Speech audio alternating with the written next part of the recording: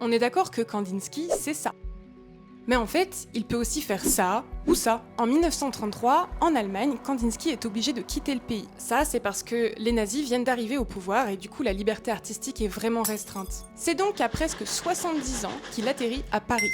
Et là, il doit tout recommencer à zéro. Mais pas question pour lui de se laisser abattre et encore moins d'abandonner les pinceaux. Et quitte à changer d'environnement, il décide aussi de renouveler sa peinture. Il décide de s'inspirer de petits mollusques qu'il observe lors de ses vacances en Normandie. Et surtout, il trouve aussi son inspiration dans des ouvrages scientifiques. En fait, à ce moment, l'imagerie scientifique, elle se développe à fond. C'est pour ça qu'à la fin des années 1930, les formes organiques envahissent les tableaux de l'artiste. Et ce style, dans la carrière de Kandinsky, c'est à la fois un renouveau, parce qu'il expérimente quelque chose qu'il n'a jamais fait avant, et en même temps, c'est un peu une synthèse de ses travaux précédents. Par exemple, on retrouve des figures quand même géométriques, ce qui rappelle sa période Bauhaus, mais elles sont plus courbées, comme ses premières œuvres. Et en plus d'expérimenter un nouveau style, avec ses toiles, Kandinsky il participe aussi à changer l'image de l'abstraction en France, qu'on considère souvent comme quelque chose d'un peu froid. Et donc même si le public français le boude un peu, il devient malgré tout une source d'inspiration pour la nouvelle génération. Vous avez envie d'en savoir plus sur comment les images ont inspiré Kandinsky ?